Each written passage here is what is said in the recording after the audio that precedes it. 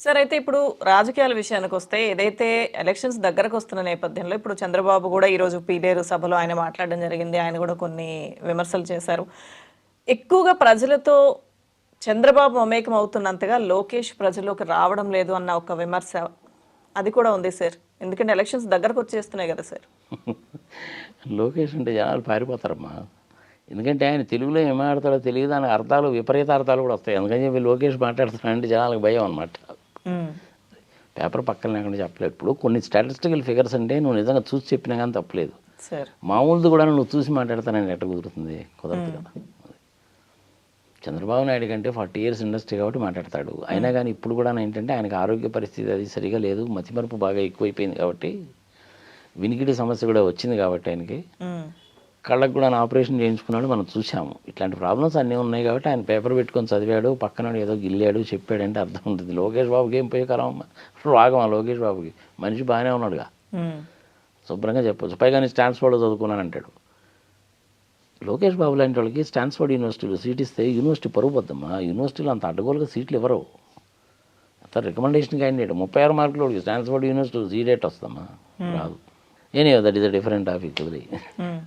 Sir అయితే CM అభ్యర్థి కోసం కానీ సీఎం చంద్రబాబే ఉంటారు. ఈ విషయం పవనే చెప్పారు. ఇటువంటి అనౌన్స్ చేయడం 150 మందికి మా దగ్గర అభ్యర్థులు రెడీగా ఉన్నారని చెప్పడం గానీ, డిప్యూటీ సీఎం పవన్‌కి ఇస్తారా అన్న విషయానికి పోలిట్ బ్యూరోలో చర్చించి నిర్ణయం తీసుకుంటారు. ఇటువంటివన్నీ మాట్లాడినప్పుడు ప్రజల్లోకొచ్చి తాము అధికారంలోకి వస్తే ఏం చేస్తాం? ఇప్పటివరకు ఏం జరగలేదు. అది మేము చేసి చూపిస్తాం. ఇటువంటివన్నీ మాట్లాడతారు అని చెప్పి వాళ్ళ కార్యకర్తలు కూడా ఎక్స్‌పెక్ట్ చేస్తారు కదా సార్! కానీ లోకేష్ బాబుకి అంత సీన్ లేదు కదా. అంటే ఇకనైనా నేర్చుకోవాలి అన్న ప్రశ్న కూడా రాదు వస్తుంది కదా కదా. సార్ మరి. రాదు రాదు కదా. కదా అంటారా? ఇంకెట్ట కుదురుతుంది? హ్మ్. ఐ థింక్ నాకు తెలిసినంత వరకు బ్రాహ్మణి ఈయనకంటే 1000 టైమ్స్ బెటర్ మా అమ్మాయి. నేను పర్సనల్గా కూడా మాట్లాడాను కాబట్టి చెప్తున్నా. She is a very intelligent girl. హ్మ్. వెనక నుంచి చెప్పబట్టి ఆ మాత్రం ఉన్నాడు. కానీ ఐ థింక్ రోజు ఈవినింగ్ ఒక గంట అన్న క్లాస్ పీకుద్ది అనుకుంటాను. ఇవాళ నువ్వు పబ్లిక్ మీటింగ్లో చెప్పింది ఏందిరా నాయనా సంగతి సమాచారం అని. హ్మ్. యాక్చువల్గా లోకేష్ కంటే ఆ అమ్మాయి 3 ఏళ్ళు పెద్దట. నాకు తెలియదు నిన్న దాకా. ఓకే. సరే పెద్ద చిన్న అనేది సింపుల్ థింగ్. అది పెద్ద పట్టించుకోవాల్సిన పని లేదు. తీసేయమ్మా. పావల, మల్లెపూలు, ముగ్గురు పెళ్ళాలు ఇవన్నీ పర్సనల్ థింగ్స్ తీసేయి. వాటి గురించి మాట్లాడాల్సిన పనే లేదు. హ్మ్.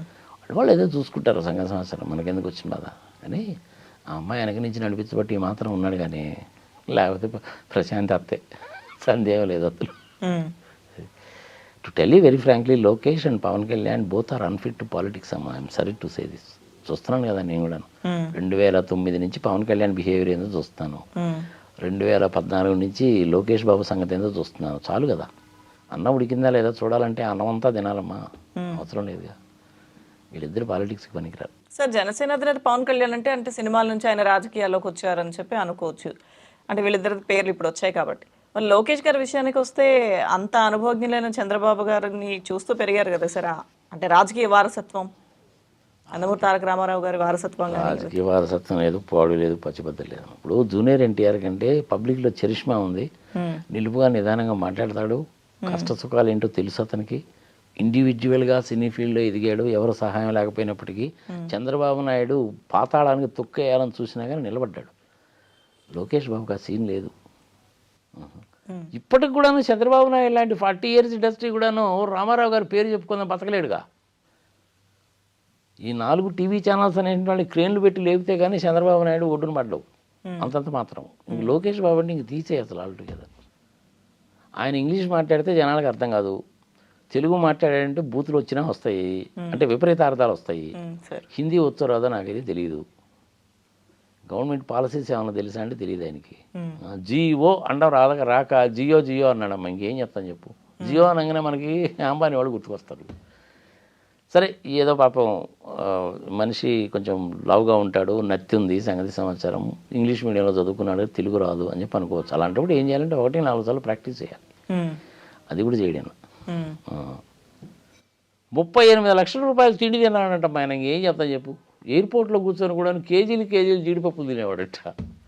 పాపం అక్కడ డిపార్ట్మెంట్లో ఉండేవాడు. ఊరు నాయన అసలు ఈ బిల్స్ అన్నీ ఎట్ట కట్టాలరా బాబు, ఏ అకౌంట్ రాయాలని చెప్పి జుట్టు పీక్కునేవాడు పాపం వాళ్ళు. నాకు బాగా క్లోజ్గా ఉండేవాళ్ళు కొంతమంది చెప్పేవాడు అనమాట. మనం ఏదో ఉప్మాలో ఉన్నా ఏదో 4-5 జీడిపప్పులు వేసుకుంటాము, లేదంటే ఏదైనా ఒక 10 జీడిపప్పులు వేసుకొని తింటాం. కానీ మరి ఎయిర్పోర్ట్లో కాఫీ తాగుతా కూడా కిలో జీడిపప్పు తింటే ఎట్టమ్మా మరి. గవర్నమెంట్ పెడుతుంది కదా అని అదే పనికి తింటే ఎట్ట. సరే వదిలేదు, పిల్లోడమ్మా పాపం వదిలేయింది. అంత చెడు సీరియస్గా పట్టించుకోవాల్సిన పని లేదు. వాళ్ళు గెలిచేది లేదు, ఏమీ లేదు, వాడు పచ్చి బదిలీ ఏమి ఉండదు. పొత్తులు అంటారు, అది కుదిరేది లేదు, చచ్చేది లేదు. ఎన్నాళ్ళు ఉంటుందో తెలియదు. ఎన్నాళ్ళు ఉంటుందో తెలియదు అంటారా? మరి ఎక్కడ తెలుస్తుందమ్మా, ఇది తెలిసిపోయింది కదా. నిన్న మొన్న 2 రోజులు వ్యవహారం తేలిపోలా మరి. అందుకంటే ఏం కావాలి? చంద్రబాబు నాయుడు గారి దిక్కుమాలిన తెలివితేటలను, చాణక్యమను ఏమైనాను ఆయన ఏం చేస్తాడంటే ఒక్కొక్కళ్ళని 2, 4, 6, 8, 10 సీట్లు అనౌన్స్ చేసుకుంటూ పోతాడు. ఈ పవన్ కళ్యాణ్ ఏమంటాడంటే పొత్తు ధర్మము, వాళ్ళు చేసినట్టు నేను చేస్తే వాళ్ళకి నాకు తేడా ఏముంది, నేను చాలా విశాల హృదయంతో ఆలోచిస్తున్నాను అంటాడు.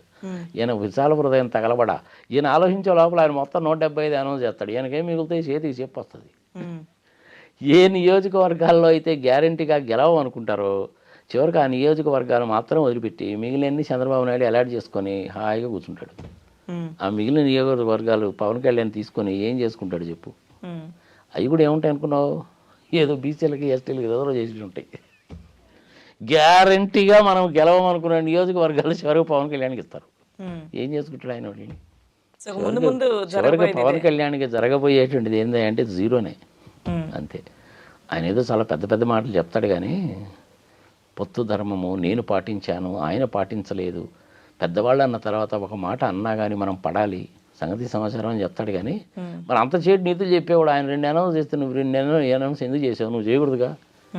మరి వాళ్ళిద్దరి మధ్య పొత్తు ఎలక్షన్ నోటిఫికేషన్ వచ్చిన దాకా కూడా ఉంటుందా లేదా అన్నది I have my own doubts.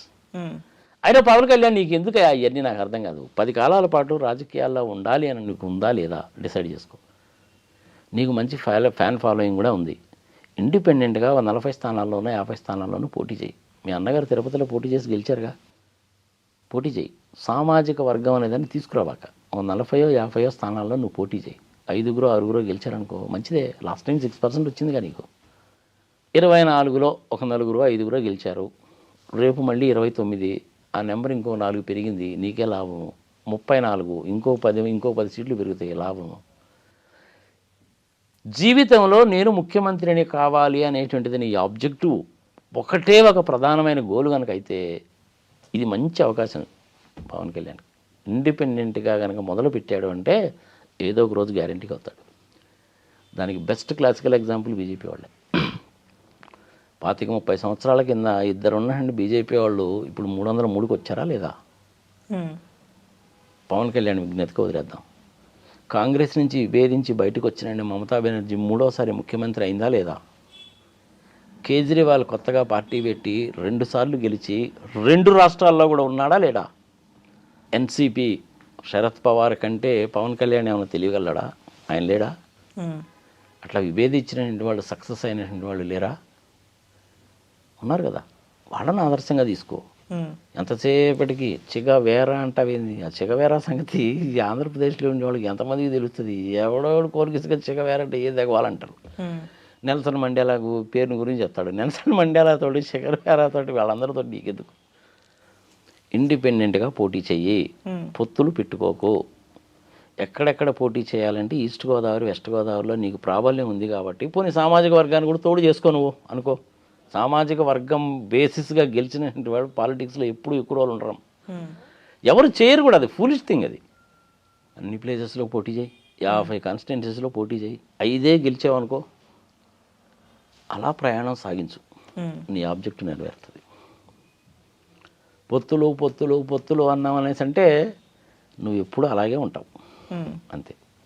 అందులో చంద్రబాబు నాయుడు ఎలాంటి మనిషి అనుకున్నావు? అవసరానికి ఉపయోగించుకుంటాడు, అవసరం దీని మీద తొక్కేస్తాడు. ఆ సంగతి పవన్ కళ్యాణ్ ఇంకా తెలిసినట్లేదు. బీజేపీ వాళ్ళకి బాగా తెలుసు ఆ సంగతి. అందుకని చెప్పి బీజేపీ వాళ్ళు ఏంటంటే టీడీపీతో పొత్తు అనేసి అంటే చలో యారో మై బౌత్ దేకాయ్ అంటారు. వాళ్ళు పట్టించుకోరు. చంద్రబాబు నాయుడు గతి లేకపోయి కాంగ్రెస్ వాళ్ళు కాళ్ళు గడ్డాలు పట్టుకున్నాడు. ఎవడన్నా చేస్తాడా మా పని? కాంగ్రెస్ తోటి విభేదించి కదా ఎన్టీ రామారావు గారు పార్టీ పెట్టారు. ఆయనే వెనుపోటు పొడిచి పార్టీ తీసేసుకుంటుంది.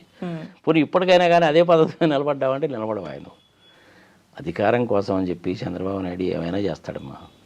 అది రంగా హత్య విషయం కావచ్చు, జగన్మోహన్ రెడ్డి మీద కోడికత్తి కావచ్చు, ఇంకొకటి కావచ్చు, ఎన్టీఆర్ గారి వెన్నుపోటు కావచ్చు, ఏదైనా కావచ్చు. ఆయన కావాల్సింది ఏంది? ఆయన అధికారంలో ఉండాలి, ఆయన కొడుకు సీఎం కావాలి, అంతే. ప్రజలకి ఈ సంగతి తెలియదు అనుకుంటున్నాం ఏంది బాగా తెలుసు అందుకనే 23